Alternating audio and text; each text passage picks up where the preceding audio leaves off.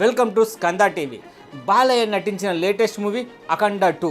ఊర mass director Boyapati తెరకెక్కించిన అఖండ 2పై అటు అభిమానుల్లోనూ ఇటు ఇండస్ట్రీలోనూ అంచనాలు భారీగా ఉన్నాయి.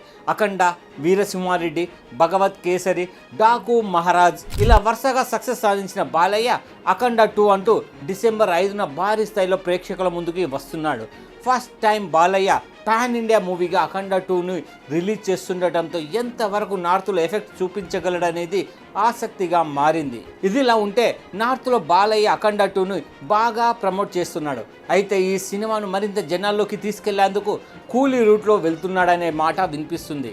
ఇంతకీ కూలీ రూట్లో ఏం చేస్తున్నాడంటే, కూలీ సినిమాను డెలివరీ పార్సిల్స్ పై కూడా ప్రమోట్ చేశారు. ఇప్పుడు అఖండ 2ని కూడా అలాగే ప్రమోట్ చేస్తున్నారు. తెలుగులో ఇలా ప్రమోట్ చేయడం ఇదే ఫస్ట్ టైం అని సమాచారం.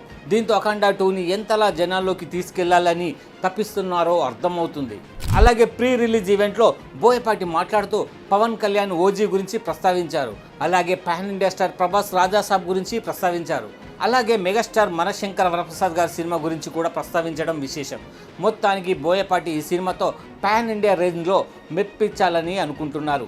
అదే కనుక జరిగితే బాలీవుడ్ స్టార్ బోయపాటితో సినిమా చేయడానికి ఇంట్రెస్ట్ చూపిస్తారు.